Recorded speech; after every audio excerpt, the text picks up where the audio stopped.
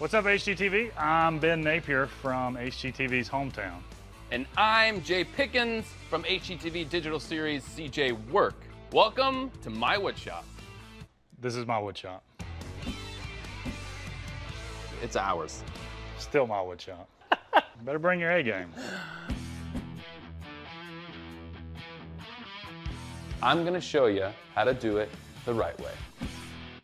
This is a framing hammer. It's got a head and it's got a handle. So let's just go to nailing, right? Wrong. Do not hold your hammer this way. Hammering from up here is pretty much useless. You might as well be hitting it with a kitchen knife. Move your hand to the bottom. That's how you get all the leverage to hammer in your nail. The bottom section of this hammer is wider, and that's what keeps the hammer from slipping out of your hand when you're using it.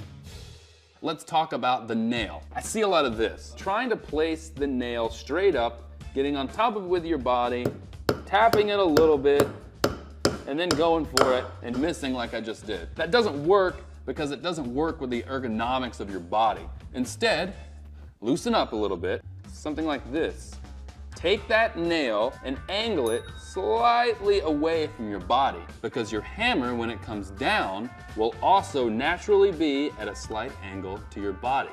Now, 2 hits to start it, 2 hits to finish it, and you're done. This is called a hole saw, and it does exactly that. It cuts a hole in the wood, but it can only go so deep.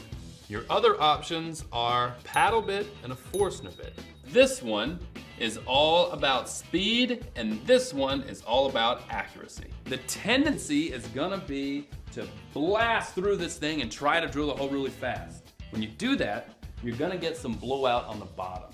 To prevent it, use a scrap piece of wood, like this, and clamp it to the piece.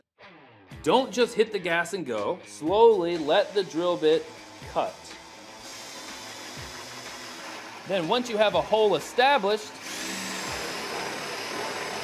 you can tell that I'm rocking it back and forth to apply pressure to different sides of the hole. I know I'm getting close to the bottom, so I'm gonna just slow it down a little bit. And I'm through.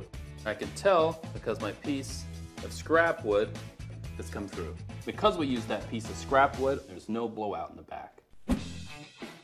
Let's talk about hanging objects on your walls. Oftentimes, your home walls are constructed with something called gypsum board. Gypsum board is essentially 2 pieces of craft paper with a tightly packed powder in between. And that means that it can't hold a lot of weight on its own.